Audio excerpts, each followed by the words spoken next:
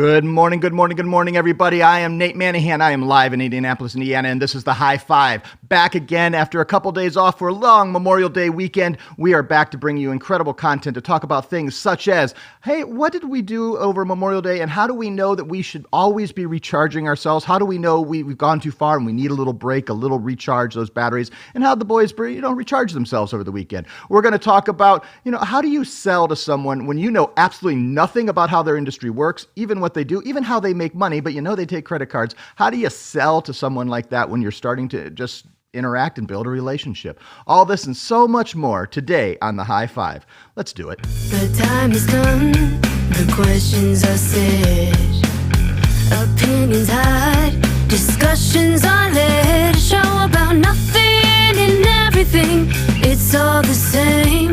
We've got sports, entertainment, sales, and marketing. It's time for the High Five. We've got it all covered. It's time for the High Five. We've got it all covered. Yeah. The High Five. All right, everybody coming in cold because the guys didn't get to hear this music because I forgot to route it to them, but they are already getting excited because I'm about to announce the two men that I haven't got to spend as much time with the last couple of days, so now it's our time to catch up, to revive, and to show you exactly how great Paperotech is to work together. I am introducing, let me bring up on the left-hand side of the screen from Warsaw, Indiana, the man, the myth, the legend, the man who I am going to guess had the epic pool party that looked like the Ozarks, but it was actually in Warsaw, Indiana. Living the dream in the backyard, grilling the great stuff. The orange can chicken, I'm going to guess, came out. We'll find out, Mr. Brian Linke. How are you, Brian? Great, Nate. Thanks for the intro. Maybe not as rocking as the Ozarks, but let me tell you something. I was right. I was a close second. I can tell you that. All right, and on the right-hand side, fighting for that second place. His didn't happen on the pool side. It happened in the golf course, where he's always making sure that he is ready at any time when Tiger and Phil call and say, "Hey, will you be my partner?" He's making sure he's ready. He's getting prepped, and he's making sure his son is going to be the next one to follow him. Mr. Danny Shard, how are you, sir? Good morning. Happy Wednesday. Feels like a Monday, but.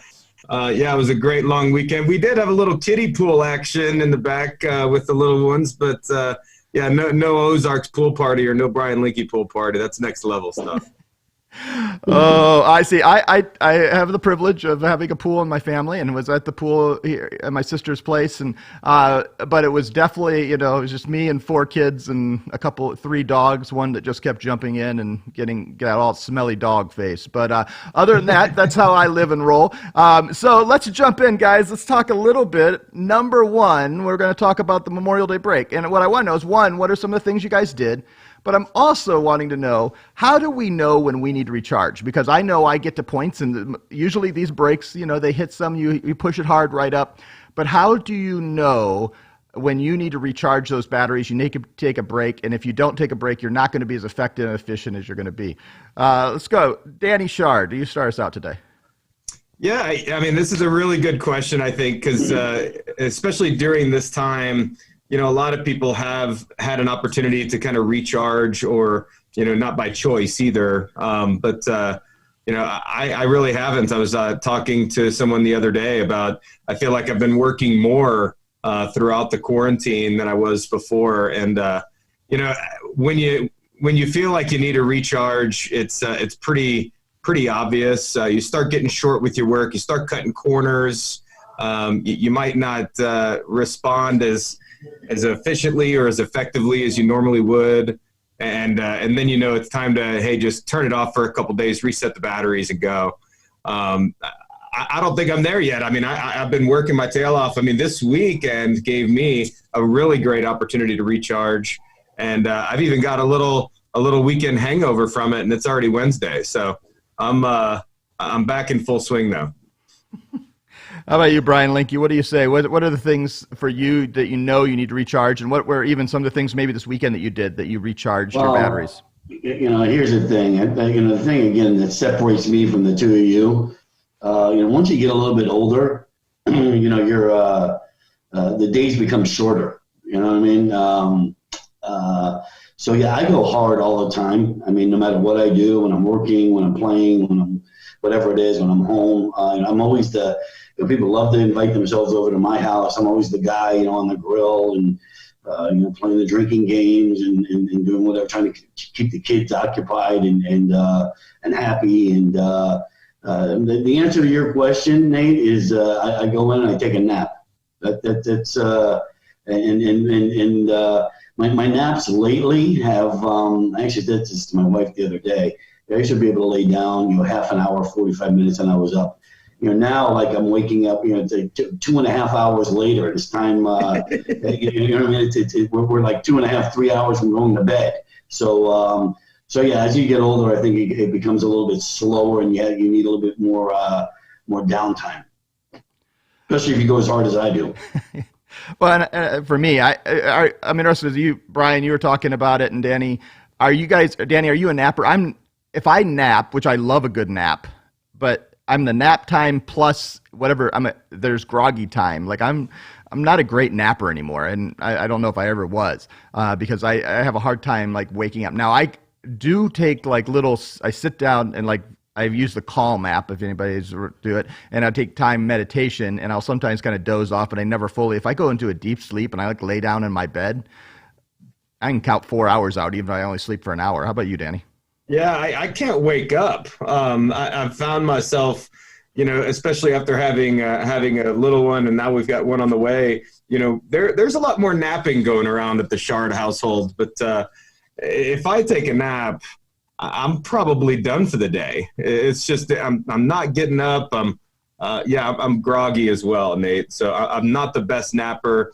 I was talking to my mom about this actually, because she's like cat nap queen, 30 minutes, and she feels recharged and rejuvenated and boom, ready to go.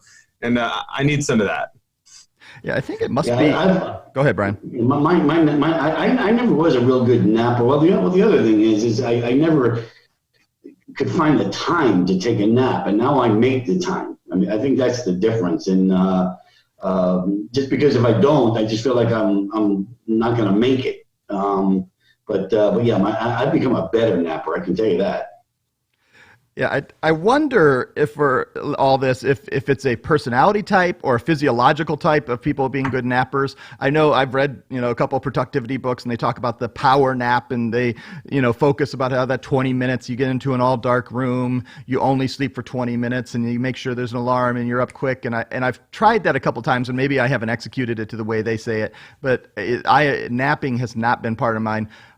And what happens is then it turns into like me sitting on a chair with a computer on my lap trying to do some work, and then I realize 20 minutes later I've fallen asleep and my neck is in a kink. And I'm like, what in the world? Nate, you sleep 2 to 3 hours a night, if that. I mean, what are you talking? Of course you're falling asleep. All right. All right. So, okay, don't criticize me. All right, let's talk number 2 here. But I think but sometimes when we're sitting at home, we're wanting something to watch. And so for me, you might want to watch the match too. Tiger and Peyton Manning versus Phil and Mr. Tom Brady, as you see in the picture there. What we look at here is, gentlemen, did you watch it? And I'll tell you for myself, I tried to watch it. We're sitting out poolside. I had rolled out a 50-inch TV, set in the shade, created a little shade box for it. Was wanting to watch it a little bit, but I had all my kids out there. I could convince Cam that it was cool because he's gotten big, my oldest son. The others weren't so, this is golf, it's going to be boring. And I'm going to be honest, they started, those first 2 holes were rough in my opinion, and it got better as I was checking in, but I lost my kids right away, including even Cam, as it was pouring down rain. But from everything I then watched, because I was checking it in on my phone as I'd get out of the pool and look at it, it was an epic event. I'm interested in what you guys, 1, did you experience it, and 2, did you see it? Danny? Well, of course I watched it. It was, I think Peyton Manning made the thing, right? I mean, he is so funny and probably one of the best smack talkers, along with Phil, that was on that show. But you could see Tom Brady kind of getting out of his comfort zone a little bit there at the end, and started doing it. Made some really cool shots. I mean, he knocked one in from the fairway as Charles Barkley's talking smack to him. It was fun. I mean, I enjoyed it so much more than the first match with just Phil and Tiger. And on top of that, you didn't have money out of your pocket on this one, and they were giving them unless you gave to the charity versus the pay-per-view event that was the first one. I loved what I was catching in when they finally, obviously they had to work through that rain was horrendous, working through all the tech to try to figure out how to get all these mics to work because they had to have the battery packs for the mic and the earpieces working. There's always going to be delay, just like when we're talking now. There's a little bit, but even worse when you're trying to do a wireless on a golf course and try to figure all that out. But I thought they got into it better. Brian, like one of the things I loved were those golf carts were epic. Awesome. I want one of those. Right, Brian Linke? Absolutely. No. I think Peyton Manning made the thing, but a close second I thought was Charles Barkley. I thought he added a lot to it. I think you're going to start seeing more of that too. I think that was like a part of the entertainment, for the whole thing. What Peyton. I think Peyton Manning and Tiger did. The two of them wore shorts out there, right? And I just thought it was just a relaxed thing. I thought it was cool to watch. The other thing that I really enjoyed, I always have, is when they mic the guys up. And I think you're going to start seeing more of that in all sports, just because I think people like to. I remember when ESPN first started doing it, like on their clips, and I would always pay attention, just because I don't know. I just find it interesting just to like listen to guys out on when they're out on the field, like in baseball when the umpires are talking to the players and things like that. So those were those kinds of things. I saw Barkley and the mic'd up thing. I thought made it. I think a lot of it, like Janice was saying, the celebrities calling in was just an awesome experience. Like you get all those guys just calling in. Russell Wilson, you saw the challenges and the bets and the bar being, hey, Tom, I'll give you $100,000 if you can make a par in the front nine. There was so much like interaction. And I don't know that you're not going to get this on a regular PGA event, but you can add a little bit of this into the PGA events. And I think this is going to become something that's regular. I would love to see this become something where these duos have to win their, who's got next, and they've got to keep their, belt or whatever, or something to keep them actually engaged, and do it every, once a quarter and drive that. And maybe it's on the Pro-Am day. This is more fun. And I think it probably made more money than a Pro-Am day does. And think about what that would have been like when we're allowed to actually have fans on the golf course and not just like quietly sitting out there, and you're able to get some of the fan interaction. And maybe hey, Danny, what do you think? What would happen if you had that format, but it was the format of the Waste Management Open?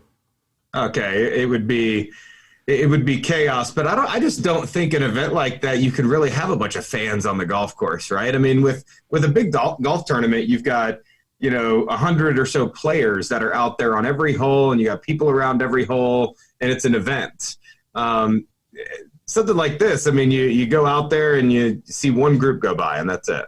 I don't think it's necessarily an event for fans, but I also don't know that the coolest thing about it is the charities that won, right? Like, there are not 4 other guys that are going to be able to raise that kind of money in an event like that. I mean, it's amazing.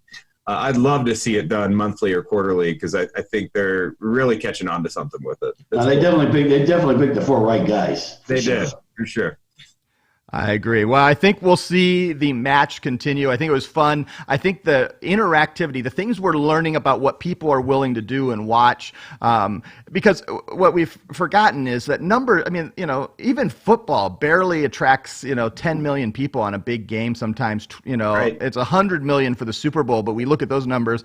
And so they got like 6 to 7 million on TNT, which most people don't even have access to anymore, and a little bit on Bleacher Sports. And, I think it was a great event. It was a lot of fun to watch. I think we're going to see something more like that. I'm intrigued what some of the other sports can do into it. I think, I watched it on Twitter a lot. I saw way too many pictures of Phil Mickelson's versus Tiger's calves. I didn't really care about that. Get me off that concept. But I think it was a fun time. All right, moving on to number 3. I'm interested, and Danny, you talked about this just a few moments ago. When we get done with the vacation, even a 3 or 4 day weekend, it takes us a little bit of time to get over that vacation hangover. And I know, I have a 12-day vacation planned with my kids. Not exactly sure what we're doing yet, but we're going to be doing it. And here in a couple of weeks, at the end of June, begin over the 4th of July. And as I look at it, it's getting back. And how do you make sure you don't have too much of a hangover, that the time of vacation lasts even further into being back into work and you lose productivity and 2 weeks turns into 3 weeks? How do you guys prevent that? What are the things you do to make sure that the hangover of vacation doesn't make it less even longer than it should? Well, let me just tell you this, okay? This question here, I used to be the absolute world's worst when it came to this, okay? Because I mean, I'm talking the world's worst. Just because I just went too hard for too long. And what I've started doing, and again, at the Linky House, it was just bedlam the whole time. So Friday night, Saturday, Sunday. But once Monday came around and we did a little lunch, we did the pool, I start kind of winding it down just a little bit. And kind of focusing, it's like, okay, I have to go to work tomorrow. I'm not working at home anymore, so I've got to be a normal person, right? And so yeah, I just think it's a mindset thing. And again, as you get older, I think you just start getting a little bit better at it. My discipline used to be just awful, just awful. Rolling out, getting into bed at 4 a.m., waking up at 6:30, getting to the office, and just being just a wreck all week. But I've started getting better at it. So again, I just think it's a mindset thing, and just kind of slow down a little bit, and be a responsible person, right? And know that you have a job to do, and tomorrow's a new day. I mean, I think a lot of this is about just planning ahead. Like for me, right. Like these 3-day weekends, and I didn't even talk about not planning ahead. Like Monday, I always just before I looked at my calendar and I was like, oh crud, I scheduled my son's orthodontic appointment 7 weeks ago for tomorrow at 9:45 in the morning. Not going to be able to lead a high five show. So I texted Danny and Brian, but I do that because I looked at my schedule ahead of time. And one of the things I've thought about, and tell me about this, Danny, is one of the things I've thought about is having that bridge, like especially these short vacations. I consider Tuesday morning the half vacation, half work, and giving yourself a little grace to realize I need like a half a day to kind of get back into it. So you shouldn't if you're going to be taking and having a party with family all day Monday, you shouldn't schedule a really important appointment at 9 a.m. on Tuesday. How do you schedule and work on those things, Danny? Yeah, that's a good point. I think obviously you got to prepare for what you're coming back to, and I think part of a vacation should be spent in preparing for the comeback. Even writing down some goals, some things you want to accomplish. But first and foremost, like you said, Nate, like getting yourself back to the point where you're ready to get after it and ready to get back to work again. And, not setting appointments that, like you said, half a day, right, when you're coming back, and just giving you time to get settled, get started. But I was terrible at it this last weekend. And what Brian said, kind of easing up on Monday and preparing to go back to work, I did not do that. And we had a fun Monday. But, I think whenever I go on vacation, it's obviously time to wind down. It's with family. It's kind of just getting your head out of the work mode for a little while. But you need to have some of that preparation for the comeback. And I think that's what a lot of the real professionals do. Well, my ability to bounce back from the chaos has worsened over the years. So, if I don't do something like on Monday afternoon, then I'm texting the two of you and saying, hey, you know what? I'll see you guys on Thursday. And I think a lot of that is like working and figuring out how to be most productive. And so as we transition into our fourth thing, I'm going to make sure I can bring this up in here for the guys. Let's look a little bit at our productivity hacks. I was reading it. I was looking for an article to kind of give me some hacks or some ideas, and I found this article.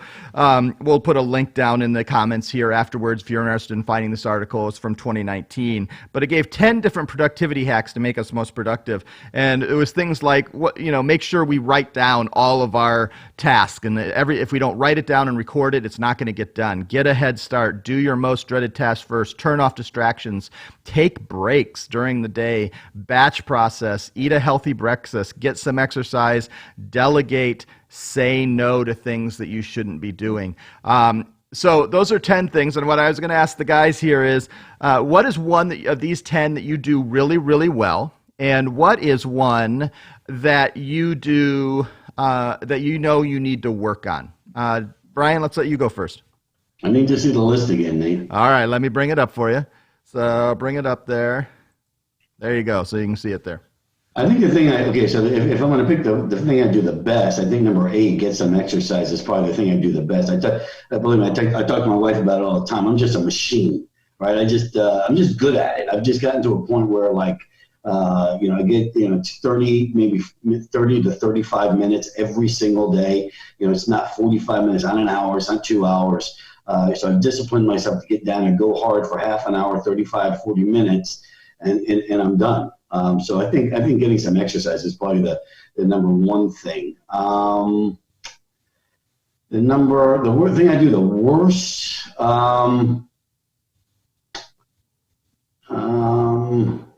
what would it be? You know what? I think probably number 9, delegate.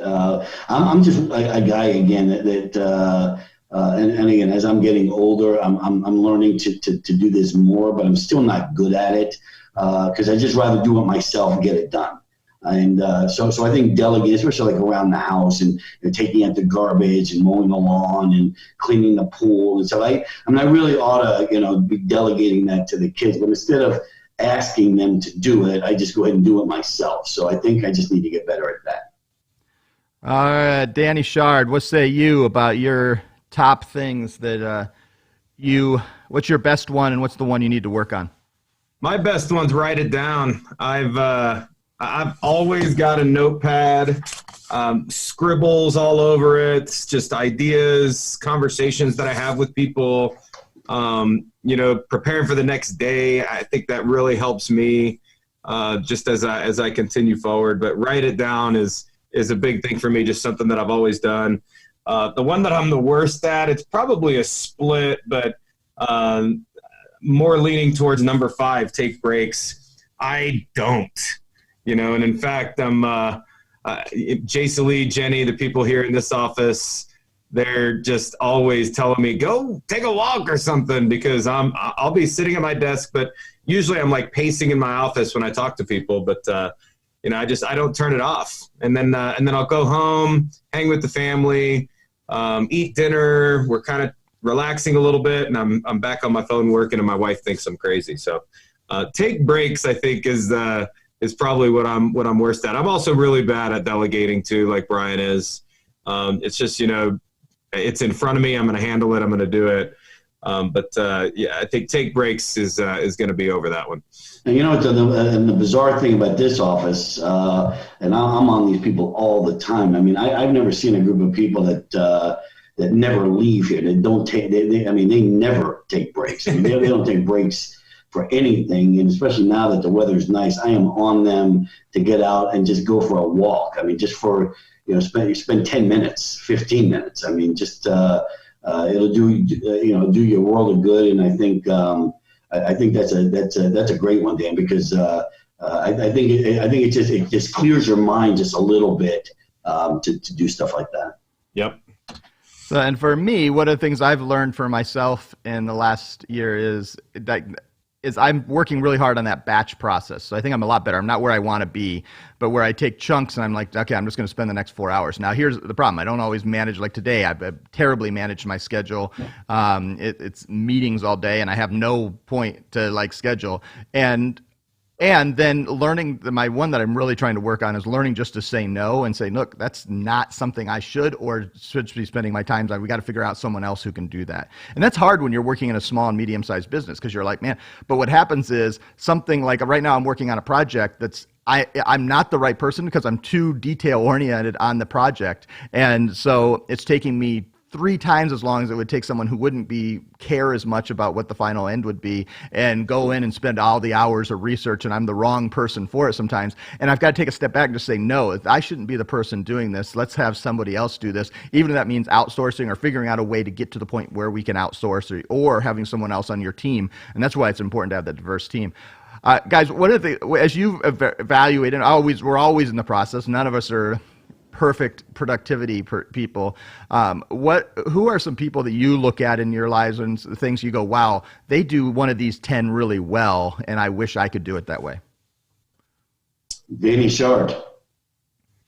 Thank you, Brian. His work ethic is for a guy who's, what are you, like 26? How old are you? Whatever it is, 23. I mean, for his work ethic, it is if everybody would just do what he does, we would be so much better off. But yeah, so and again, Danny's a lot younger than I am, but I'm telling you right now, and I've seen a lot of people over the years, and his work ethic is second to none. I'm taken aback. I'm shocked, but I appreciate that. That means a lot to me. Mine is Mark Beauchamp. If you don't know Mark, I mean, you want to talk about the king of preparation. He's one that I want to model after. He's been, a mentor of mine for the last almost 20 years in this industry. So always someone that I've looked up to, just about the way he approaches things and business and life. And I still do it today. So Mark is the top of the pyramid when it comes to that. You can't rattle him. I can tell you that. Cannot rattle Beauchamp. Can't rattle him. All right, and now our last topic, as we try to always finish in our around 30 minutes. I was interested, as we're moving, because things are, and I'm going to ask these guys several of these questions over the next couple of weeks. Let's get moving. But I was talking to a partner, it's where I get a lot of our ideas, that was saying, hey, I have this opportunity, and this one happened to be with a yoga studio. And he's like, I've never done yoga in my life. I don't even know how do they make money. Are they charging subscriptions? How do I even go in? But he had a friend of a friend that he could go in and build their, contact and see if they could get the business. And I wondered the question, gentlemen, when you work with someone, and maybe that like whether it's an e-commerce business or a brick and mortar business, and you have no idea even how that business runs, how do you get that conversation started? What are some of the questions you ask to try to not look like a complete, ignoramus, for lack of a better term, but at the same time, put your best foot forward, being honest, you don't know how it all works, and help find that solution fitting that we always talk about, finding that right piece for them to help work in their payments and help them become valuable in their business when you didn't even know maybe it existed 10 minutes ago. Danny, what do you think? This is a really good question, Nate, and I think every partner can take a note on this, myself included. Whenever I saw this question was going to come up, I immediately started going to my quiver of, I talked to him about this and I talked to him about that, and, try to get their minds going in this direction. But, after taking a step back on this, Brian said this best, and Nate, I think you've said it before here as well on the 5, is every partner needs to do a lot better at listening, right? And that's 90% of the job is listening and understanding the needs of the merchants, how their business operates, how they take payments, just how they operate in general. Getting you that full understanding and letting them talk and you taking notes and trying to become an expert in a 5 to 10 minute conversation as much as you can to try to guide them and do that solution fitting. And yeah, I mean, you got to ask the questions, but the questions are very simple, right? Like, look, I'm not in your industry. Tell me a little bit about your business, how you guys operate, how are you taking payments, what are all the options you need, and just letting the merchant talk. Because you ask that question, and I'm telling you, they're gonna they're going to spill on you, right? The entire thing. And then it's up to you to take that information and pivot to a right solution and take the conversation over from there, which from there, the conversation doesn't change too much. In fact, I had one of these yesterday with a very large medical billing company that I'm working with another partner on. I know nothing about that, right? But I do know that they've got a few solutions that they use, which are very similar to what we've got, but I had to get a full understanding of how they operate. It was very intricate. They worked with a lot of different doctors' offices around the country, and I just had no idea how it worked. So it took about 15 minutes into the conversation of this guy explaining to us how they operated, how they did it. And once I kind of knew, then I knew how to guide them from there. If I wouldn't have done that and I would have started the conversation off with what we're about and how we can do it, I just don't think the conversation goes anywhere because I didn't take the time to learn it from them. So got to listen. Love that, Dan. I mean, that's something that keeps coming up time after time when we're discussing things. You've got to be a listener, and you've got to, as a listener, you get out of the way as fast as possible and you ask the right question. And one of the things I hear from our partners often, and I think is a mistake, and I'd be interested in, Brian, if you think this is they start with payments-related questions instead of business-related questions first. Brian, do you think that's a mistake? And what are some of the first questions you would ask? Well, no, it's absolutely a mistake because here's the thing: the reality of it is, a lot of people just aren't comfortable talking about payments. I mean, they're just not, right? I mean, and I think for the most part because they're I don't know if they're confused or they don't understand it or they know they're paying fees or I mean there's just a whole bunch of different things. So I don't think people really I've joked with Matt Hoskins about this before, like nobody ever wants to talk to the credit card guy. So make it to where they want to start talking to you. And like Danny said, and again, we talk about listening all the time, and there's only so many things in a sales call but so listening absolutely. And the other thing is you have to ask open-ended questions, because if you don't ask open-ended questions, the conversation goes quiet quickly. And it's so funny that we're talking about this because I've got my middle son who just graduated from Indiana University, and he's in the whole interviewing thing. He's actually been offered a couple of jobs, but my thing with him is when and again in today's day compared to back in the old days, you can get on the internet, you can get on LinkedIn, you can research the company, you can research the person that you're interviewing with. I mean, you can get to know a lot more about the company that you're talking about, and a lot more about who you're talking to, because just about everybody's and just about every business owner. I would think 80 to 90% of them are on LinkedIn, and you can get on LinkedIn and find out a little bit more about it. My older son who lives out in California, I mean, he was a LinkedIn king. And he's teaching my younger son, but it's not the old days like when Brian Linke had to type up a resume and put it in the mail and wait for a call back and things like that. So I just think that finding out, and again, you don't have to become an expert, like Danny just said, in the medical thing. I mean, you don't have to become an expert, but I was just talking to my younger son about this. Come up with 3 facts, 3 that you've got down pat. So when you sit down with the guy or the gal, okay, and you can talk about those 3 things about their company, because the thing about it is people love hearing about themselves. When people are talking to you, okay, and they love hearing about themselves, right? So if you're talking to them about the business that they're in and their role in the company, and the only reason that you know this is because you've done your homework, right? And again, you don't have to come up with a million different things. You have to look at it after you're writing it down. Just come up with 3.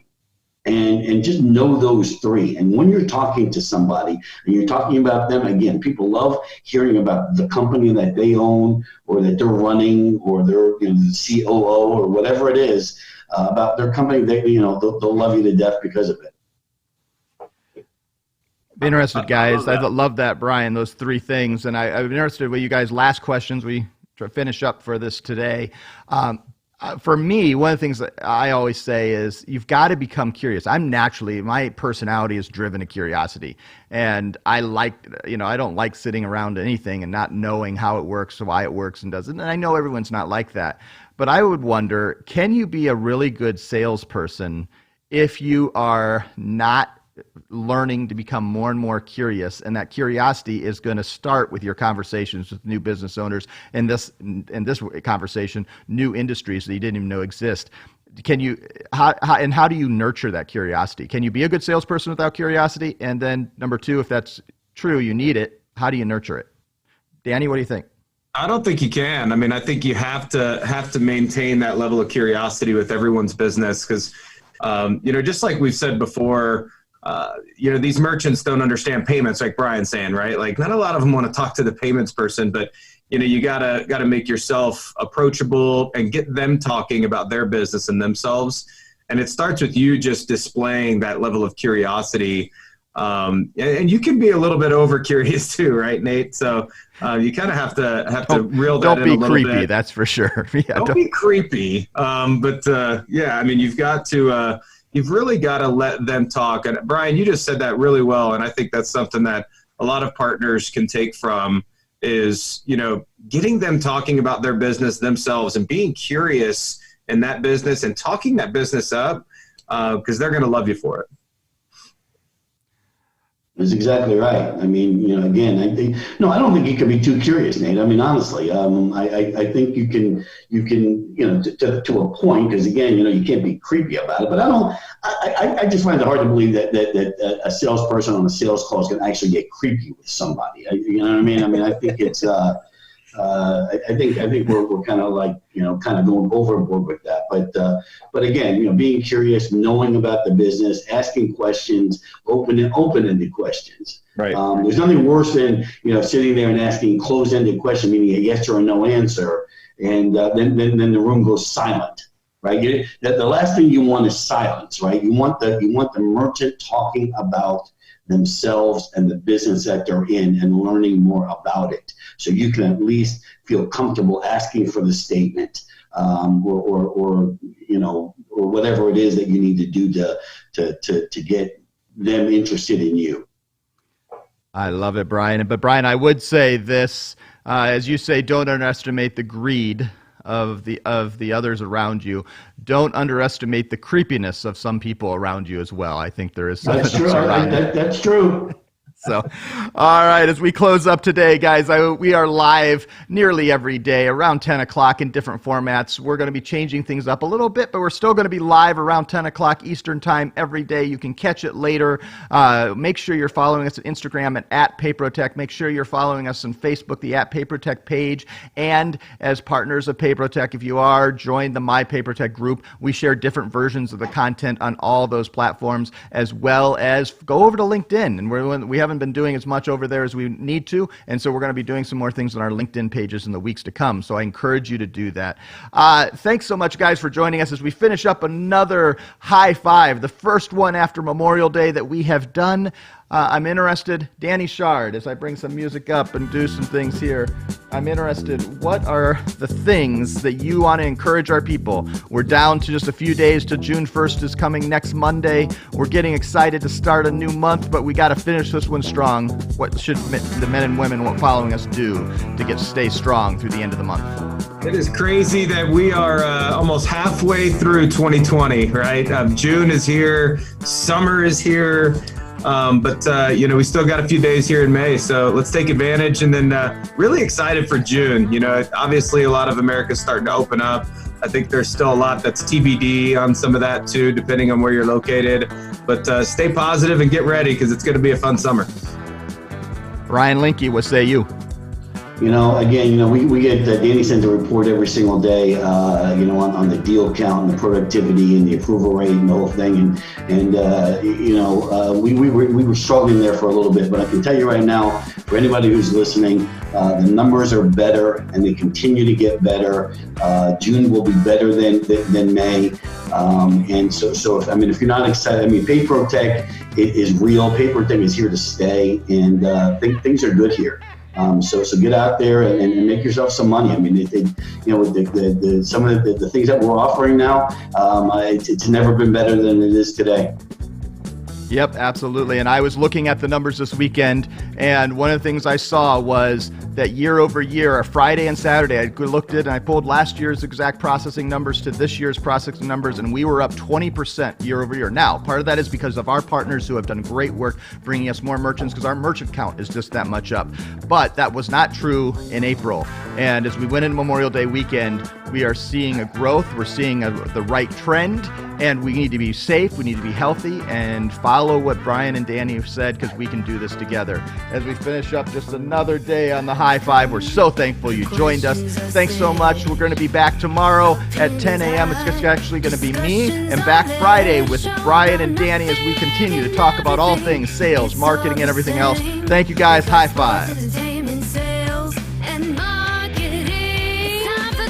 Thank you, Nate. High five, everybody.